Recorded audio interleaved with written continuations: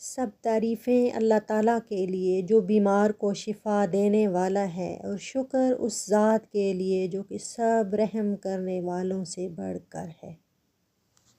السلام علیکم جی، اللہ تعالیٰ آپ سب کو سلامت رکھے۔ امید ہے آپ سب خیریت سے ہوں گے۔ اچھا، آج جی میں ایک پینٹنگ کریٹ کر رہی ہوں جس کی میرے ذہن میں تھیم یہ ہے کہ ہمارے اوپر اللہ تعالیٰ کی رحمتیں کس قدر ہیں۔ یعنی میں ایک پھول کریٹ کرنا چاہتی ہوں، اور اس کے اوپر جو تھیم بناؤں گی وہ گویا دنیا ہے، ہمارا وجود ہے، ہماری ذات ہے، اور پھر اس کے اوپر اللہ تعالیٰ کی رحمتیں کس طرح ہمارے اوپر حاوی ہوتی ہیں۔ یعنی بس ایک آئیڈیا لے کے میں چل رہی ہوں، سمپلی ایک پھول بناؤں گی، لیکن میرے ذہن میں یہی ہے کہ اللہ تعالیٰ کی رحمتیں برکتیں کس قدر ہمارے ساتھ ہیں۔ تو یہ خیال مجھے اس لیے آیا کہ میں نے ایک حدیث پاک پڑھی طویل قسم کی، تو وہ میں ابھی آپ لوگوں کے ساتھ شیئر کرتی ہوں کہ جب اللہ تعالیٰ رحمت کرنے پہ آتا ہے تو کسی بھی ایک عمل کو اپنی بارگاہ اقدس میں شرف قبولیت عطا فرما دیتا ہے، اور پھر اسی کے سبب اس پر رحمتوں کی بارش کر دیتا ہے۔ تو یہ حدیث مبارکہ جو میں آپ کے سامنے پیش کر رہی ہوں، جس میں متعدد ایسے لوگوں کا بیان ہے کہ وہ کسی نہ کسی نیکی کے سبب اللہ تعالیٰ کی گرفت سے بچ گئے، اور وہ رحمت خداوندی کی پناہ میں آ گئے۔ اللہ تعالیٰ نے انہیں اپنی رحمت کی آغوش میں لے لیا۔ تو حضرت سیدنا عبد الرحمن بن سمرہ رضی اللہ تعالیٰ عنہ سے روایت ہے، فرماتے ہیں کہ ایک بار حضور نبی اکرم نور مجسم رحمت عالم صلی اللہ علیہ وآلہ وسلم تشریف لائے، اور ارشاد فرمایا کہ آج رات میں نے ایک عجیب خواب دیکھا۔ اچھا، آقا علیہ الصلوۃ والسلام کچھ وحی ہوتی، آپ پہ کچھ مکاشفات نازل فرمائے جاتے، کچھ خواب کی صورت میں، کچھ براہ راست جو بھی آپ کو مشاہدہ فرمایا جاتا، تو آقا علیہ الصلوۃ والسلام صحابہ کرام کی مجلس میں آ کے ان کی تربیت کی خاطر وہ اظہار خیال فرماتے تھے، تاکہ میرے صحابہ جو ہیں وہ نیکی کی طرف مائل ہوں۔ وہ تو بلا شبہ جی نیک تھے، ان کی تو درجات کی بلندیاں ہی کتنی بلند و برتر ہوں گی، ہم تو سوچ بھی نہیں سکتے۔ بہرحال ان کی تعلیم و تربیت کے لیے آقا علیہ الصلوۃ والسلام یہ انداز پاک اختیار فرماتے تھے۔ فرمایا کہ میں نے ایک عجیب خواب دیکھا، ایک شخص کی روح قبض کرنے کے لیے ملک الموت تشریف لائے، لیکن اس کا ماں باپ کی اطاعت کرنا سامنے آ گیا اور وہ بچ گیا۔ ایک شخص پر عذاب چھا گیا، لیکن اس کے وضو کی نیکی نے اسے بچا لیا۔ ایک شخص کو شیاطین نے گھیر لیا، لیکن ذکر اللہ کرنے کی نیکی نے اسے بچا لیا۔ ایک شخص کو عذاب کے فرشتوں نے گھیر لیا، لیکن اسے اس کی نماز نے بچا لیا۔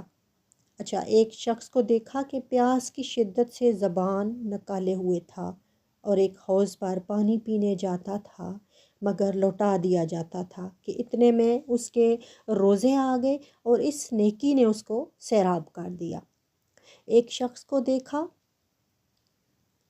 کہ اس کے ہر طرف اندھیرا ہی اندھیرا تھا، تو اس کا حج و عمرہ آ گیا، اور ان نیکیوں نے اس کو منور کر دیا۔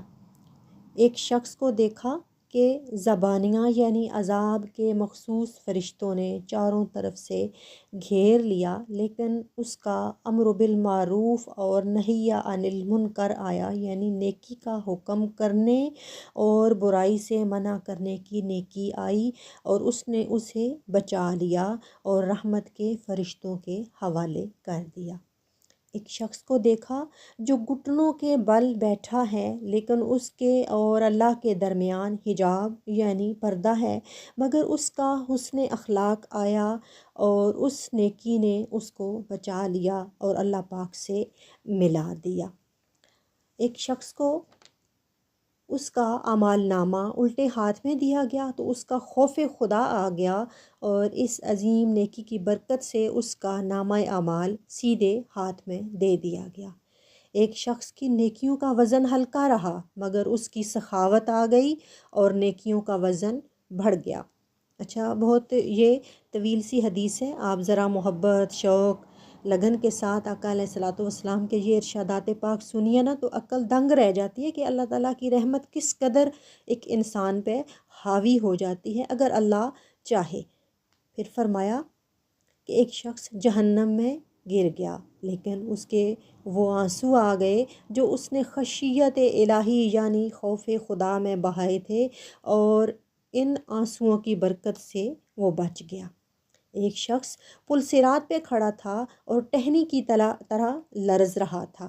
آپ جانتے ہیں کہ پل صراط بال کی طرح باریک اور تلوار کی دھار سے زیادہ تیز ہے، اور ہر انسان کو اس سے گزرنا ہے، اور جو کافر مشرک ہوں گے وہ تو قدم رکھتے ہی جہنم کی گہرائیوں میں تہ تر تہ گرتے جائیں گے، لیکن جو مسلم مومن ہوں گے اور جس کو اللہ چاہے گا، رسول اللہ صلی اللہ علیہ وسلم پل کے دوسری طرف انتظار فرما رہے ہوں گے، اور اپنے ہر امتی کے لیے آپ ڈھارس ہوں گے، سہارا ہوں گے، اپنی گاہ اقدس ہر مومن مسلم کے ساتھ ہوگی۔ بس اللہ تعالیٰ پل صراط کی منزل ہم سب کے لیے آسان فرمائے۔ فرمایا کہ ایک شخص پل صراط پہ کھڑا تھا، ٹہنی کی طرح لرز رہا تھا، لیکن اس کا اللہ کے ساتھ اس نے ظن یعنی اللہ تعالیٰ سے اچھا گمان کہ وہ رحمت ہی کرے گا، اس گمان کے صدقے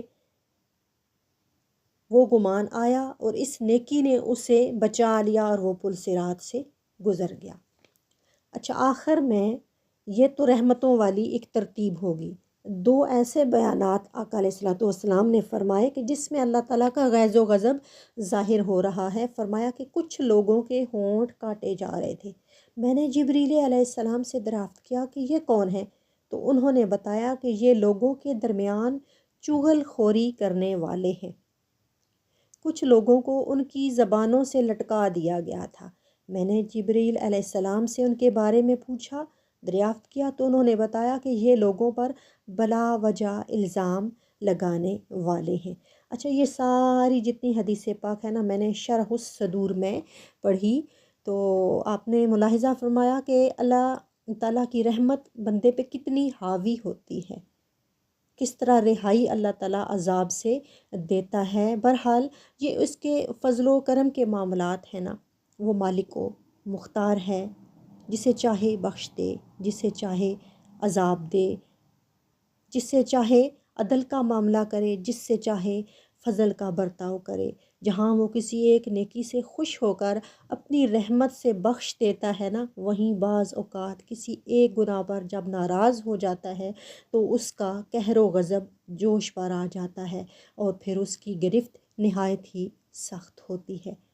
جیسا کہ ابھی آپ نے گزشتہ طویل حدیث کے آخر میں چغل خوروں یعنی ادھر ادھر کی لگانے والوں، آپس میں لڑانے والوں اور دوسروں پر گناہ کی تہمت باندھنے والوں کا انجام بھی ہمارے آقا علیہ الصلوۃ والسلام محمد عربی محمد مصطفیٰ صلی اللہ علیہ وآلہ وسلم کی حدیث پاک سے ملاحظہ کیا، تو ہمیں یہ ارشاد فرما کر آپ نے تنبیہ فرمائی کہ گویا جہاں ایک نیکی کی وجہ سے نجات ہو سکتی ہے، وہیں کسی ایک گناہ کے سبب گرفت بھی کی جا سکتی ہے۔ تو لہٰذا عقل مند وہی ہے کہ بظاہر کوئی چھوٹی سی بھی نیکی ہونا تو اسے ترک نہ کرے، کہ ہو سکتا ہے یہی نیکی نجات کا ذریعہ بن جائے، اور بعض گناہ کتنا ہی معمولی نظر آتا ہو ہرگز نہ کرے، کہ اللہ کی نافرمانی کو معمولی سمجھنا بھی سراسر حماقت ہے، اور اس کے نہایت ہی بھیانک نتائج نکل سکتے ہیں۔ تو اللہ تعالیٰ ہمیں اپنی رحمت سے نوازے، اپنے فضل سے نوازے، اپنے کرم سے نوازے، ہمیں بار بار گناہوں سے توبہ کرنے کی توفیق عطا فرمائے، اور اللہ تعالیٰ کی رحمت ہمارے ہر گھڑی شامل حال رہے، ہم اللہ تعالیٰ سے اس کی رحمت کی بھیک مانگتے رہیں۔ بس وہ غفور الرحیم ہے، ارحم الراحمین ہے، فضل و کرم کے دروازے کھولنے والا ہے۔ ہم گناہ گاروں کی ساری بے احتیاطیاں، ساری کوتاہیاں، ساری غلطیاں وہ اپنی شان کریمی کے صدقے معاف فرمانے والا ہے۔ تو یہ مجھے بہت اچھی حدیث مقدسہ لگی، تو میں نے سوچا کہ میں آپ لوگوں کے ساتھ اس کو لازمی شیئر کروں۔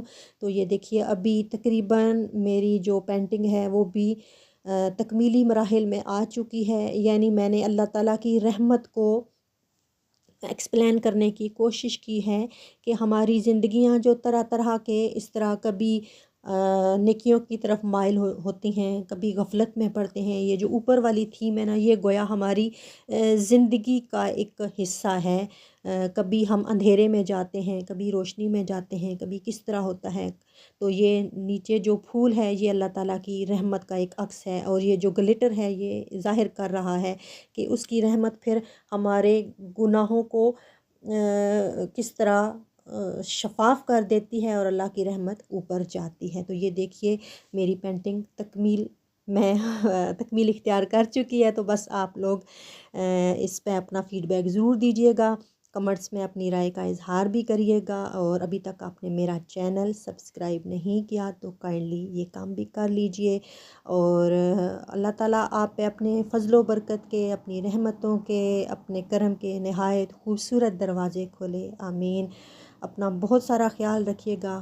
تو پھر ملیں گے جی انشاءاللہ ایک نئے ٹاپک کے ساتھ، خوبصورت سی باتوں کے ساتھ، تاکہ ہمارا یہ مقصد کہ ہم اپنی بھی اصلاح کریں، دوسروں کو بھی کوئی اچھی بات بتائیں، تاکہ اللہ تعالیٰ ہمیں جزائے خیر دے اور دوسروں کو عمل کرنے کی توفیق عطا فرمائے. بس یہ ہے کہ کوئی اچھی بات سنیں تو صدقہ جاریہ سمجھ کے اسے آگے بھی پھیلا دیا کریں، کہ ہو سکتا ہے کل روز حشر یہی نیکی ہمارے کام آ جائے. تو اپنا بہت سارا خیال رکھیے گا. پھر ملیں گے جی انشاءاللہ. اللہ حافظ.